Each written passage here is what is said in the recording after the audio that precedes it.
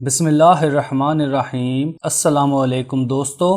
تکلیف کوئی بھی ہو انسان کو ہلا کر رکھ دیتی ہے، خاص طور پر ایسے درد جو مستقل ہوتے رہتے ہیں اور جن سے جسم کا جوڑ دکھتا ہے۔ کیلشیم اور وٹامن ڈی کی کمی سے ہونے والا درد بالخصوص کمر، گھٹنے اور جسم کے دیگر حصوں کے جوڑوں کا درد عام بیماری کی شکل اختیار کر چکا ہے۔ جب سے انسان پیدا ہوا ہے تب سے ہی درد اور تکلیف اس کے ساتھ ساتھ چلتے آ رہے ہیں۔ یوں تو ہر درد ہی تکلیف دہ ہوتا ہے، لیکن ان میں سب سے زیادہ تکلیف دہ کمر کا درد ہے۔ عام آدمی تو اس کی شدت سے نڈھال ہو ہی جاتا ہے، لیکن اگر یہ سخت جان پہلوانوں کو بھی ہو جائے تو وہ بھی اس کی شدت برداشت نہیں کر سکتے۔ کمر درد ہو جانے کی صورت میں انسان اٹھنے، بیٹھنے اور چلنے پھرنے میں بھی دقت محسوس کرتا ہے۔ یہ درد ایک اچھے بھلے انسان کو کمزور و ناتواں کر دیتا ہے، جس کی وجہ سے وہ بستر کے ساتھ لگ جاتا ہے اور وہ اپنے روزمرہ کے کاموں کو صحیح طور پر انجام دینے کے قابل نہیں رہتا۔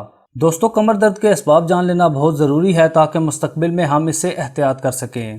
ایسے افراد جو زیادہ دیر بیٹھ کر کرسی پر کام کرتے ہیں وہ کمر درد میں جلد مبتلا ہو جاتے ہیں۔ وہ لوگ جن میں یورک ایسڈ کی زیادتی ہو انہیں بھی کمر درد کی تکلیف ہو سکتی ہے۔ جن لوگوں کو پرانی قبض کا مرض ہو وہ بھی کمر درد کی تکلیف سے دوچار ہوتے ہیں۔ کمر کے موہروں میں خلا آ جانے سے بھی یہ تکلیف ہو جاتی ہے۔